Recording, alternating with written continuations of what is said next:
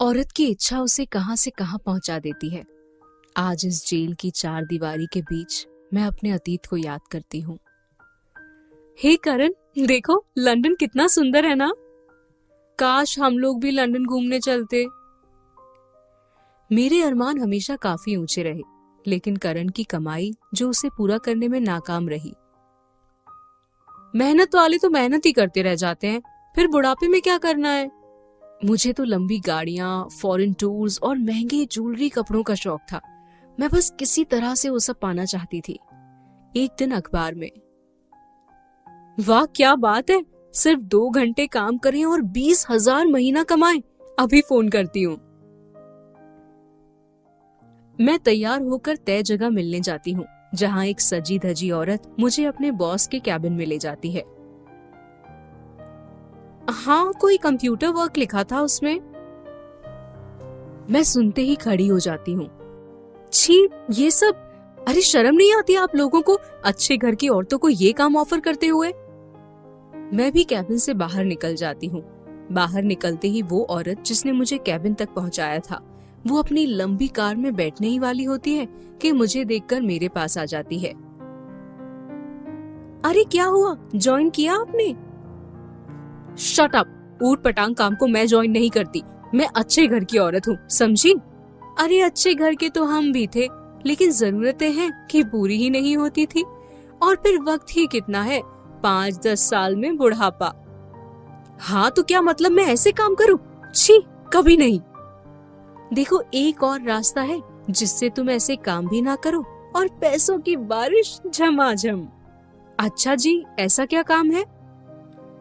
देखो, हमारे यहाँ कई क्लाइंट्स आते हैं जिनकी पसंद कम उम्र की लड़कियाँ होती हैं। तुम बस ऐसी लड़कियों को बहला फुसला कर हमारे पास लाओ, काम होते ही लाखों ले जाओ। मन बदला तो कॉल करना, ये लो मेरा कार्ड। मैं उसकी बात सुनकर घर आ जाती हूँ, लेकिन फिर सोचती हूँ, बुराई क्या है, कौन सी मेरी इज्जत जा रही है, करना ही क्या है, बस लड़कियां ही तो पहुंचानी है। फिर क्या शानो शौकत थी उस लड़की की, लंबी कार, महंगी ज्वेलरी। हाँ, वो एक काम मिला है, बच्चों का ब्रांड का, उसी का एंडोर्समेंट करवाना है। अच्छा पैसा दे रहे हैं और घर से काम करना है। हाँ, यही सोचकर हामी भरी है, देखो आगे क्या होता है। करण को तो अंदेशा भी नहीं था कि मैं क्या करने जा रही हूँ, और शायद मुझे भी इस काम के अंजाम का अंदेशा नहीं था।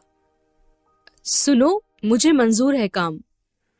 गुड स्मार्ट वुमेन, हम लोगों को 16 साल की लड़की चाहिए। क्लाइंट है 50 साल का, उसकी रिक्वायरमेंट आई है। तो समझ गई ना, काम जितनी जल्दी होगा पैसा भी उतनी जल्दी अकाउंट में आएगा। ठीक है। अब मेरे देखने, समझने और लोगों से बात करने का तरीका ही बदल गया। मैं सोच ही रही थी कि कहाँ से लड़की का अरेंजमेंट करूं कि सामने काम वाली आ जाती है और साथ होती है उसकी करीब 14 या 15 साल की बेटी। ये कौन है कमला? मेरी बेटी है मेम साहब, कल ही आई है गांव से।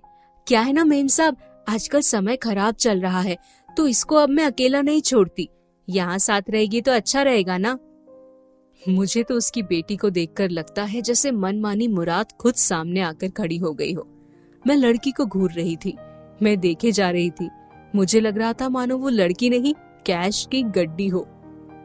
अरे हाँ, इसे भी काम पर लगाओ, इतना बड़ा शहर है, कमाएगी नहीं तो खाएगी क्या?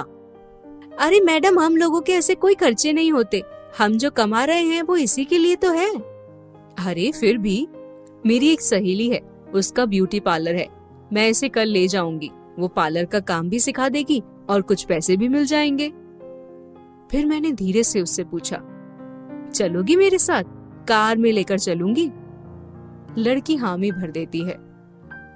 फिर क्या था, अगले दिन सीधे मैं उसे लेकर क्लाइंट के पास पहुंच जाती हूँ। काम होने के बाद मैं उसे लेकर घर आ जाती हूँ।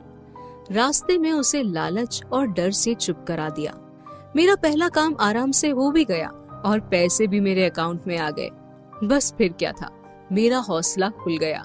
मेरा टारगेट गरीब और डरी सहमी लड़कियां होने लगी।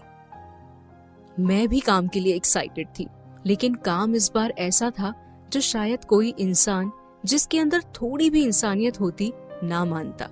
लेकिन मेरी आंखों के सामने तो लोभ का शीशा चमक रहा था। मैं अब कॉलोनी में खेलने वाली छोटी बच्चियों पर नजर रखने लगी और एक दिन मौका देखकर मैंने बहला फुसलाकर एक बच्ची को किडनैप कर लिया। मैं सीधा उसे लेकर वहां पहुंची, लेकिन इससे पहले मैं बच्ची को बॉस के हवाले करती, मेरे पीछे से आवाज आती है, मैं गोली, पुलिस। ऐसा लगा जैसे कोई सपना देख रही हूँ। पापा तो प्रोफेसर थे मेरे, माँ गृहिणी, पति का इतना सारा प्यार और रिश्तेदार। मैं पलटकर लड़की को छोड़ देती हूँ। सामने उसकी रोती बिलखती माँ खड़ी थी। इंस्पेक्टर साहब, इस औरत को इतनी कड़ी सजा दिलाना कि ये कभी किसी की जिंदगी खराब करने की सोच भी ना सके। उसके बाद वो सब कुछ बुरा हुआ जो मेरे जैसी औरतों के साथ हो सकता था। अब मैं जेल में हूँ। करण ने तलाक दे दिया, घर वालों ने रिश्ता तोड़ दिया और 20 साल की सजा।